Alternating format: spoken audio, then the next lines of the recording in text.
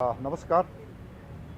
समाजको आवाज टेलिभिजन मार्फत आज हामीहरू यो काठमाडौँको सिनामगल स्थित यो एभिएसन म्युजियममा आइपुगेका छौँ र यो एभिएसन म्युजियमको कथा कहानी अथवा वास्तविकता भन्नुभन्दा अगाडि म यसको कल्पनाकार को हुनुहुन्छ, यो कसरी थालनी भयो भन्ने कुरा म बताउन चाहन्छु। यो आजको हाम्रो प्रस्तुतिमा दुई तीनवटा कुराहरू जोडिएका छन्। एउटा पूर्व सैनिकको व्यक्तित्व बोकेको व्यक्ति हुनुहुन्छ, अर्को पाइलट जो देश र अन्तर्राष्ट्रिय क्षेत्रमा ख्यातिप्राप्त पाइलट भन्नुभएको छ भने अर्को हिसाबमा उहाँ एउटा समाजसेवी हुनुहुन्छ, जसले काठमाडौँ मात्रै नभइकन काठमाडौँ र सुदूरपश्चिम केन्द्रित रहेर विभिन्न गतिविधिहरू विशेष गरेर नेपालको संस्कार संस्कृति र स्पेसल्ली उहाँले यो एयरक्राफ्टको सम्बन्धी यो सिनारीको लागि परेको धेरै वर्ष भयो र त्यो व्यक्तित्व हुनुहुन्छ क्याप्टेन वेद प्रकाश उप्रेती। क्याप्टेन उप्रेती मेरो एउटा जोडी पनि हुनुहुन्छ। हामी सेनामा जोडी भन्छौँ, अङ्ग्रेजीमा बडी पनि भनिन्छ। र क्याप्टेन वेद प्रकाश उप्रेती नेपाली सेनामा इन्फेन्ट्री ट्रेनिङ एउटा लडाकी फौजमा भर्ना भएर निकै वर्ष सेवा गरेर क्याप्टेन सहज सेनानी दर्जाबाट स्वेच्छाले छाड्नुभयो। उहाँ अमेरिका जानुभयो, यो पाइलट तालिम गर्नुभयो, त्यसपछि नेपाल फर्किनुभयो, यहाँ सेवा गर्नुभयो यो एभिएसन क्षेत्रमा र त्यसपछि गएर उहाँको यो एभिएसन क्षेत्रमा देश विदेशमा उहाँको योगदान मैले बताएँ भन्दा यो आफ्नो ठाउँमा छ। मैले यहाँनिर किन भन्दैछु भन्दा एउटा सिपाही जसले विभिन्न तालिम गरेको हुन्छ, सिपाही भनेको मैले एउटा पेसा हो, यो दर्जा होइन। यो सोफार नेपाली सेनाले दर्जा राखेको छ, यसलाई संशोधन गर्नुपर्छ। सिपाही is not the rank, it's a profession भन्दा क्याप्टेन वेद प्रकाश उप्रेतीले जुन एउटा सेनामा छँदाखेरिको एउटा कठोर तालिमहरू, विभिन्न तालिम लगायत कमान्डो तालिमदेखि लिएर विभिन्न तालिम गर्नुभयो, जुन एउटा फिजिकल इन्ड्योरेन्स, एउटा मेन्टल इन्ड्योरेन्स आदि इत्यादिबाट उहाँले जुन एउटा प्रडक्ट भयो, एउटा सिपाही हुनुभयो र हो आफू उहाँ एउटा इन्टेलिजेन्ट, एउटा एकदम तिखो दिमाग भएको मेरो जोडी हुनुहुन्थ्यो, साथी हुनुहुन्थ्यो, मलाई थाहा छ भन्दा। तर उहाँले जे जति काम गर्दै आउनुभएको छ अहिले यो नेपालले देखेको छ, संसारले देखेको छ। आइकाओ भन्ने एउटा संस्था छ संसारको, त्यो संस्थाले देखेको छ। मैले 2-4 वर्ष अगाडि यहीँ त्यहाँको प्रतिनिधिहरू आउँदाखेरि उहाँलाई एउटा तारिफ गरिएको छ भन्दा एउटा देशी मात्र नभइकन अन्तर्देशीय व्यक्तित्व हुनुहुन्छ क्याप्टेन, सेनाको पूर्व क्याप्टेन र यो पाइलट पक्षको क्याप्टेन भनेपछि इट्स लाइक ए जेनरल। के भने अब त्यो क्याप्टेनभन्दा माथि दर्जा छैन भन्दा उहाँ ठुलो पाइलट हुनुहुन्छ र आज उहाँकै बारेमा केही म चाहिँ खोतल्न चाहन्छु।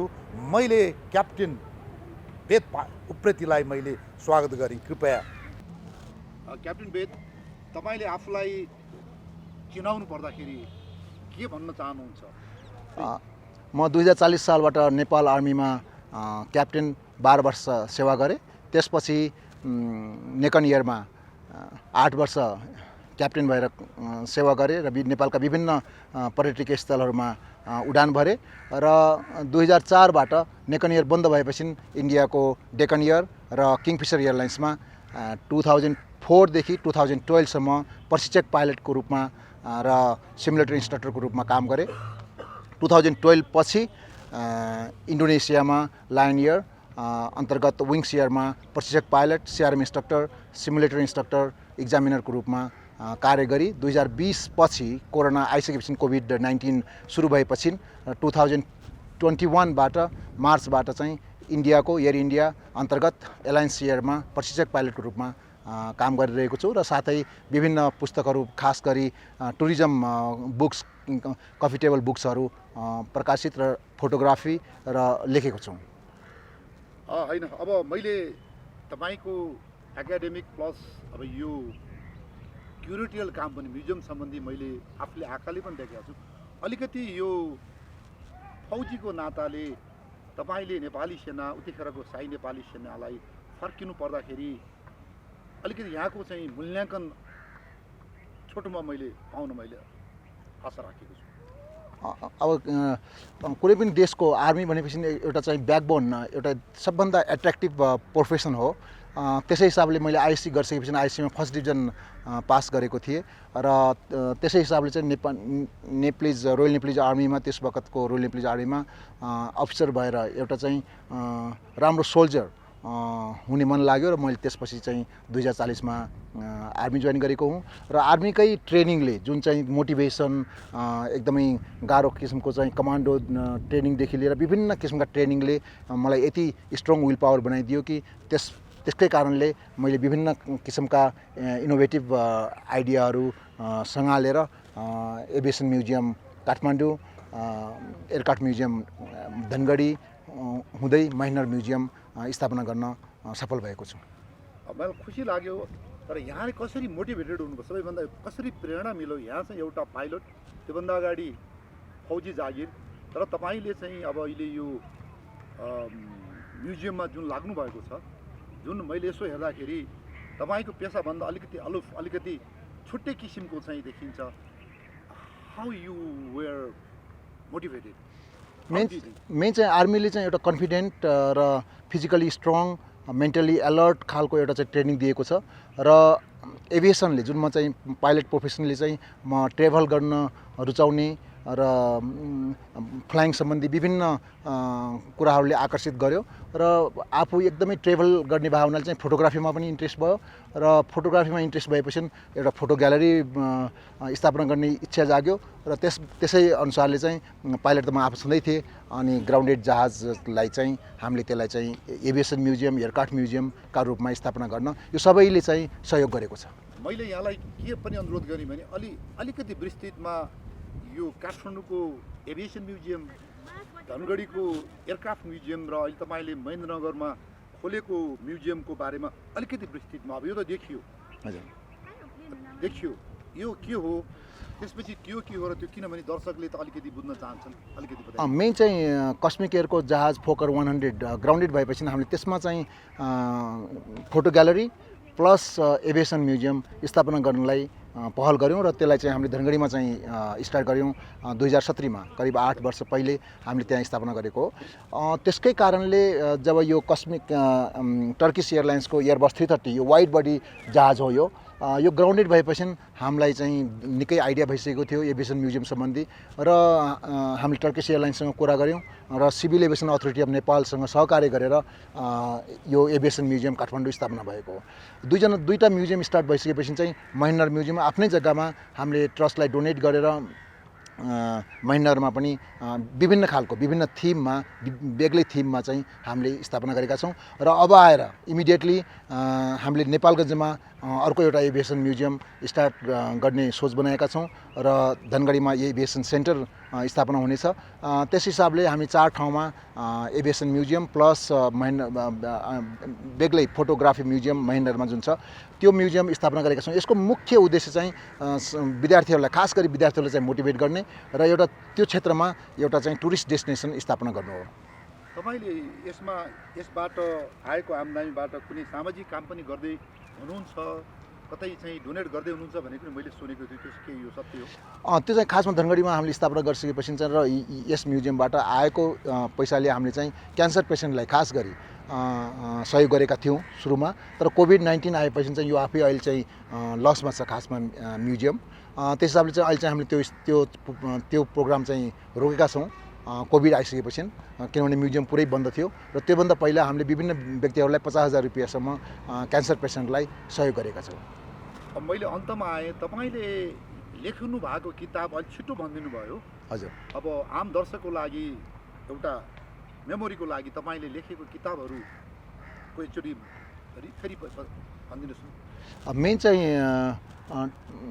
हामी कहाँ के छ भने चाहिँ टुरिज्म मेन चाहिँ माउन्टेनहरू किताबहरू चाहिँ ठमेलमा जानुभयो भने चाहिँ खालि विदेशीहरूले मात्रै लेखेका छन् र विदेशीहरूले मात्रै फोटोग्राफी गरेका थिए पहिला।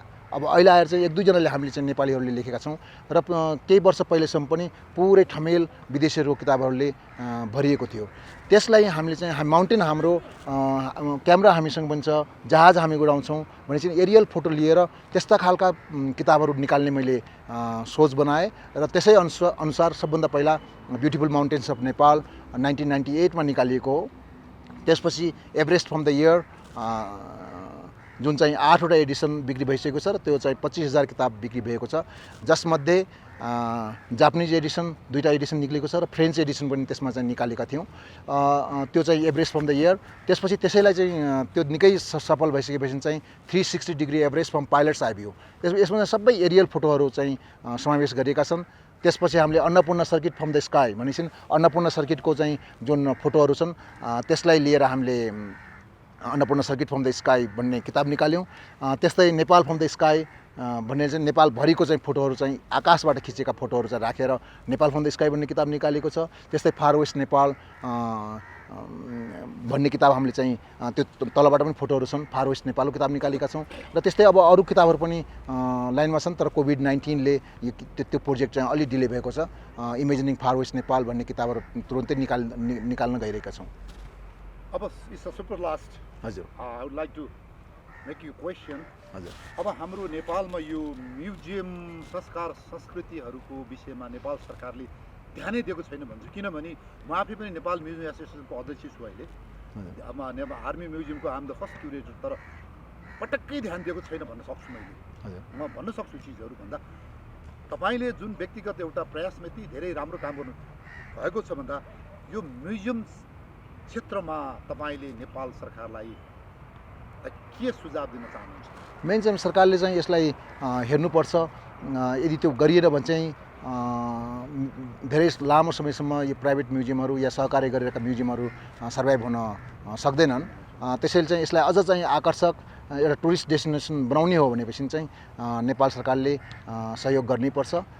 सहकार्य गरेर होस् या चाहिँ अरू मोटिभेट गरेर होस् या अरू आर्थिक सहयोग गरेर होस्, त्यो गरेपछि मात्रै यसको चाहिँ लामो समयसम्म म्युजियम चल्न सक्छन्, नत्र भने चाहिँ केही वर्षमा कैयौँ म्युजियमहरू बन्द हुन सक्छन्।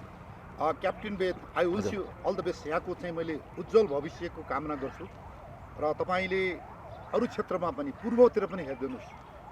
यो विराटनगर अथवा झापा अथवा कुनै ठाउँमा तपाईँको योगदान पूर्व क्षेत्रको जनताले पनि एउटा महसुस गरून्, मनन गरून् अनि म तपाईँलाई कामना गर्छु। तपाईँको चाहिँ यो उड्डान क्षेत्रको एउटा बेस्ट पाइलटिङको तपाईँको भविष्य रहोस् र यो म्युजियम क्षेत्रमा पनि उज्जवल भविष्यको कामना गर्छु। थ्याङ्क यू जो, thank you so much. Thank you, धेरै धन्यवाद। यदि नेपाल सरकार र पूर्वतिरका स्थानीय सरकारहरूले चाहिँ सहयोग गरेमा र सहकार्य गरेमा म जहिले पनि यस्ता म्युजियम या यस्ता चिजहरू स्थापना गर्न तत्पर छु।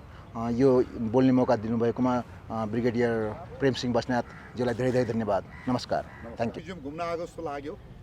यहाँलाई कस्तो लाग्यो यो म्युजियमको वातावरण र यहाँले के भन्न चाहनुहुन्छ एउटा दर्शकको रूपबाट आफ्नो परिचयसहित भनिदिनु मैले अनुरोध गरेँ। हजुर नमस्कार, मेरो नाम मोहन सिंह खड्का। कता बस्नुहुन्छ? म गोलफुटार बस्छु, काठमाडौँ गोलफुटार। हजुर, म पहिला सिभिल सर्भिसमा थिएँ। हजुर, अहिले हाल चाहिँ म रिटायर्ड उसमा छु। हजुर, अनि आज फुर्सद भएको कारणले यसो यतातिर चाहिँ घुम्न आएको।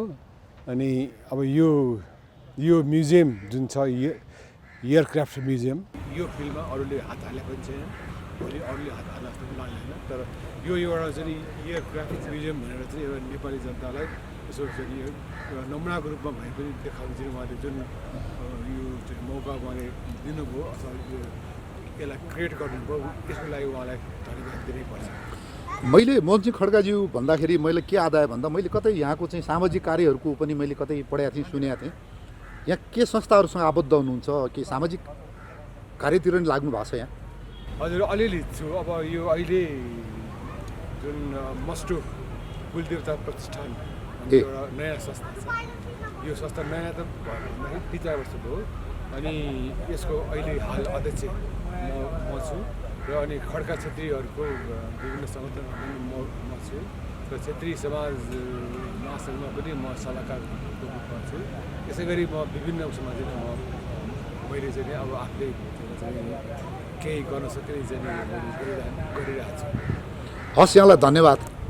यो ठाउँ त अब यसै पनि राम्रो, त्यसमाथि यो अन्त कतै नभएको जहाजभित्रै भएको म्युजियमभित्र अब जहाजको सानो त्यो मिनिएचर त्यो रेप्लिकाहरू पनि भएको एकदम ज्ञानवर्धक छ। अब म चाहिँ सेनाकै पहिले अधिकृत हो। भनेपछि यहाँ हाम्रो वेद उप्रेतीको उप्रेती क्याप्टन साहबको अनि डाक्टर प्रेमसिंह बस्नेत म हामी एउटै ब्याचको हुनाले झन् खुसी पनि लाग्यो आफ्नो साथीले गरेको। अरूभन्दा पनि केटाकेटी र यो विषयमा अलिकति ज्ञान हासिल गर्न चाहनेहरूलाई त असाध्यै नै छ। यहाँको नाम? मेरो नाम सन्तोष जङज्यू ठाकुर हो।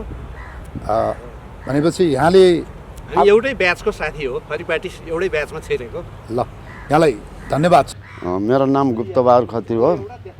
बुढा नीलकण्ठ नगरपालिकामा बस्छु, वडा नम्बर 7 मा।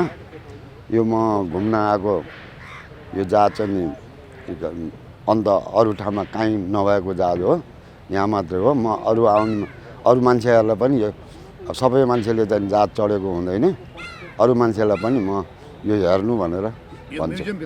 रमाइलो लाग्यो? रमाइलो, एकदम रमाइलो। यो अन्त छैन। मेरो नाम चाहिँ बसन्तमान सिंह अधिकारी हो। हजुर। मेरो घर चाहिँ सङ्खुवा सभा चैनपुर। हाल चाहिँ म गोलफुटार एरियामा म बस्छु र यो पहिलोचोटि चाहिँ नै म यो म्युजियम हेर्न आएँ र यो नयाँ र एउटा अनौठो किसिमको अनुभूति मलाई भयो। भित्र गएर सरसर्ती हेर्दाखेरि एयरक्राफ्टका बारेमा जुन किसिमका त्यहाँनिर चाहिँ नि तस्बिरहरू देखिए सबै, यो एउटा नेपालमा चाहिँ यो नौलो प्रयोग जस्तो पनि मलाई लाग्यो र यसको आफ्नै किसिमको महत्त्व छ। र जुन किसिमले खास गरी भन्ने हो भनेदेखि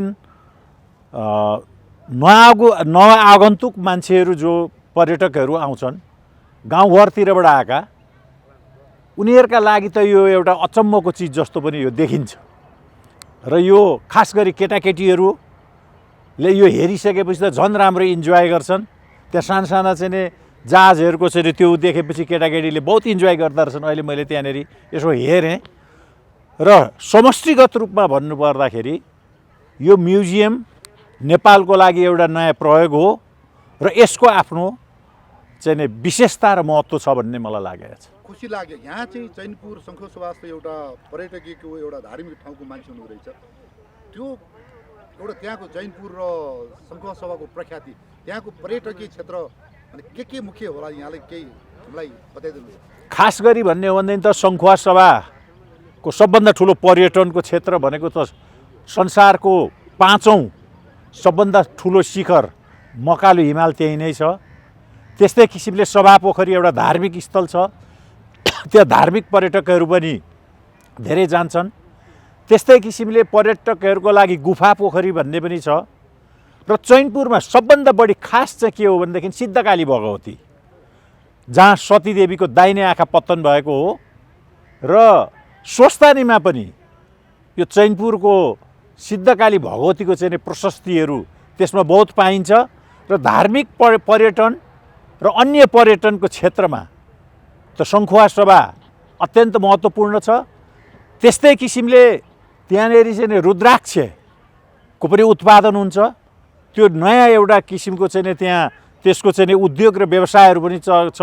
त्यस्तै किसिमले अलैँची, सायद नेपालमा दोस्रो तेस्रो स्थानमा अलैँची उत्पादन पनि शङ्खुवा सभामा भएको हुनाले गर्दाखेरि त्यो एउटा सरप्लस एरिया पनि हो र त्यहाँको आर्थिक गतिविधि पनि ज्यादै राम्रो छ र चिनियाहरू पनि यो त्यहाँ धेरै आउँछन्। जस्तो किसिमले चाहिँ यो रुद्राक्षको व्यापारको लागि चाइनिजहरू पनि धेरै आउँछन्। त्यसले गर्दा शङ्खुवा सभा एउटा पहाडी क्षेत्रमा हेर्नु भने नेपालमा एउटा अग्रणी जिल्ला हो भन्ने चाहिँ नि सबैलाई थाहा छ। यो कुरा त्यही किसिमले हेर्नुपर्दछ। हस् त, यहाँलाई धन्यवाद छ। हस्, धन्यवाद। दर्शकबिन अन्तमा मलाई आज खुसी लागेको छ क्याप्टेन बेदुप्रति एउटा खरी पार्टीमा धेरै ठाउँमा सैनिक तालिममा सँगै लडीबुडी खेलेको गुडिएको दुःख गरेको अब भेरी बेस्ट फ्रेन्ड त्यति भएर पनि हामी आफ्नो पेसामा हामी बाढ्यौँ पछि गएर र उहाँ अहिले एउटा अन्तर्राष्ट्रिय पाइलट हुनुहुन्छ र नेपालको लागि एउटा ठुलो अब के भन्ने यो पर्यटकीय क्षेत्रमा सांस्कृतिक क्षेत्रमा एउटा उद्योगी हुनुहुन्छ र मलाई यो पनि खुसी लागेको छ एउटा मैले सेनाको व्यक्तिहरूलाई तारिफ गर्न खोजेको होइन हो सेनामा सबैभन्दा ठुलो एउटा गुण चाहिँ एउटा अनुशासन र एउटा इन्डोरेन्स त्यो एउटा सहन शक्ति र एउटा इन्डोरेन्स यो सहन शक्ति र अनुशासन दुईटा चाहिँ एउटा विशिष्ट हुन्छ र यो अनुशासन भएको व्यक्तिहरू चाहे सेनामा हो चाहे पछि यिनीहरू गएर अरू क्षेत्रमा जाउन् अथवा व्यापारी हुन् यिनीहरूको सफलता धेरै छ इभेन राजनीतिमा पनि म आम दर्शकलाई उदाहरण दिन सक्छु अमेरिकामा राष्ट्रपति हुने व्यक्तिहरू 80% बढी यो युद्धहरू छन् पहिलो विश्वयुद्ध दोस्रो विश्वयुद्ध पछिका युद्धहरू र सैनिक ब्याकग्राउन्डका छन् यिनीहरू दे आर सक्सेसफुल र नेपालमा पनि यो म पूर्व यो सुरक्षाकर्मीहरूमा यो सम्भावना देख्छु र आज मात्रै एउटा पावन अवसर रहेछ यो भगवान् फाल्गुनानन्दको उहाँ लिम्बू जाति किराँत जातिको भगवान् हुनुहुन्छ आज उहाँको चाहिँ महिमा पूजा भइरहेको छ तर मलाई खुसी लाग्यो उहाँ एउटा पूर्व सैनिक हुनुहुँदो रहेछ उहाँले धेरै वर्ष सेनामा जागिर खानु भएको रहेछ हो र उहाँमा भएका ती अनुशासन सहिष्णुता एउटा डिटर्मिनेसन गर्छु भन्ने भावना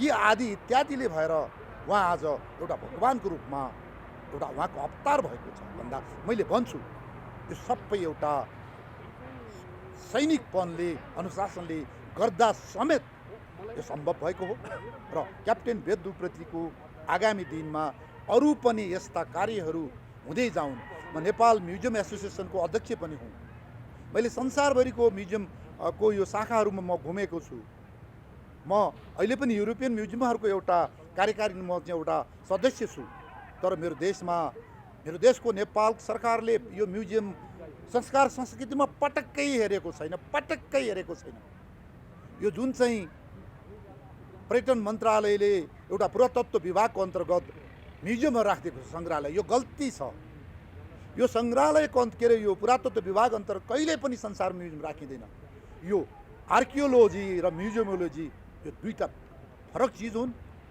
र नेपालको सरकारी चाहिँ जुन म्युजियमहरू छन् यिनीहरूले पटक्कै विकास गर्न सकेका छैनन् यिनीहरूलाई एउटा यी आफै मिलेर एउटा नयाँ गन्तव्यको लागि एउटा प्रशासकीय संरचना बनाउनुपर्छ भने एउटा प्राइभेट म्युजियमहरूले अब केही गरेर गएको जस्तो यो काप म्युजियम पाटन म्युजियम लगायतका म्युजियम यिनीहरूले राम्रो पनि गरिरहेछन् भन्दाखेरि यो पक्षमा नि नेपाल सरकारको ध्यान जानेछ भने म अनुरोध गर्न चाहन्छु र फेरि पनि क्याप्टेन बेदुप्रतिलाई मेरो शुभकामना छ धन्यवाद नमस्कार स्वागत छ यहाँहरूलाई यस एभिएसन म्युजियममा हाम्रो म्युजियममा चाहिँ 5 वटा हल छ फर्स्ट हललाई चाहिँ वेलकम हल भनिन्छ जहाँ चाहिँ भिजिटर्सहरू बसेर डकुमेन्ट्री हेर्नुहुन्छ र ककपिट हेर्नुहुन्छ हाम्रो सेकेन्ड हललाई चाहिँ एयरफोर्स हल भनिन्छ त्यहाँ चाहिँ फर्स्ट वर्ल्ड वारदेखिको हालसम्मको फाइटर प्लेनहरूको मोडलहरू राखिएको छ थर्ड हललाई चाहिँ एयरलाइन्स हल भनिन्छ त्यहाँ चाहिँ इन्टरनेसनल कन्ट्रीको कमर्सियल प्लेनहरूको मोडलहरू राखिएको छ फोर्थ हल चाहिँ नेपाल एभिएसन हल भनिन्छ त्यहाँ चाहिँ नेपालको पहिलो प्लेनदेखिको हालसम्मको उड्ने प्लेनहरूको चाहिँ मोडलहरू राखिएको छ फिफ्थ हल चाहिँ रिफ्रेसमेन्ट हल भनिन्छ त्यहाँ चाहिँ मानिस भिजिटर्सहरू बसेर कफी चिया खान सक्नुहुन्छ धन्यवाद यो चाहिँ एयरबस 330-300 को लेटेस्ट कम्प्युटराइज ककपिट हो यहाँ राइटमा चाहिँ को पाइलट बस्नुहुन्छ लेफ्टमा चाहिँ मेन पाइलट बस्नुहुन्छ यो यहाँ 6 वटा मोनिटर छ यो मोनिटरमा चाहिँ हामी कुन डाइरेक्सनमा जाँदैछौँ हामी कति हाइटमा एल्टिट्युडमा छौँ यो सबै यो मोनिटरबाट हेर्ने हो यहाँ यो 6वटा विन्डो छ 6वटा विन्डोमा चाहिँ 4वटा फिक्स्ड हुन्छ 2टा चाहिँ इन केस अफ इमर्जेन्सी चाहिँ खोलेर भाग्न सक्छौँ हामी यहाँ चाहिँ म्याक्सिमम 1000वटा बटमहरू छ यति नै अनि यहाँ ककपिटको चाहिँ डोर चाहिँ बुलेट प्रुफ हुन्छ जहिले पनि यो चाहिँ साइड स्टिक जोयस्टिक भनिन्छ यो चाहिँ डाइरेक्सन चेन्ज गर्नलाई चाहिँ हेल्प गर्छ यसले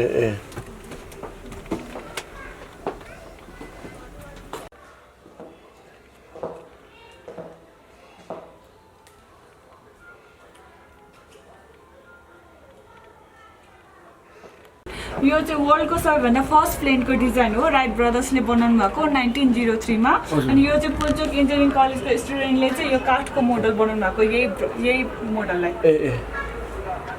यिनीहरू चाहिँ त्यसपछिको फाइटर प्लेनहरू हो यिनीहरू फर्स्ट वर्ल्ड वारमा यसलाई चाहिँ B-29 भनिन्छ यो चाहिँ फर्स्ट वर्ल्ड वारमा जापानको हिरोसिमा नागासाकी भन्ने ठाउँमा बम खसाल्ने प्लेन हो यो एटम बम खसाल्ने प्लेन यहाँ भएको सबै फर्स्ट वर्ल्ड वारदेखि सेकेन्ड वर्ल्ड वारमा प्रयोग भएको चाहिँ फाइटर प्लेनहरू राखेको छ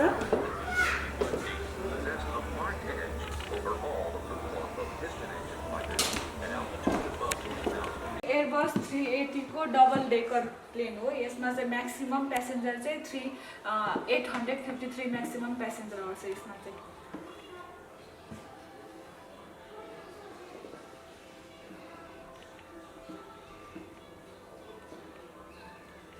बोइङ 777 हो हैन बोइङ 777 हो यसमा चाहिँ म्याक्सिमम 400 प्यासेन्जर आउँछ यसमा चाहिँ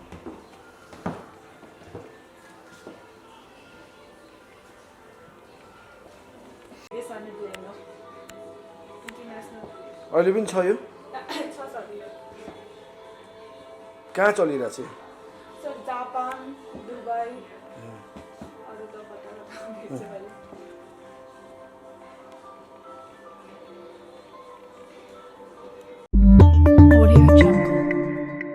समाजको आवाज.com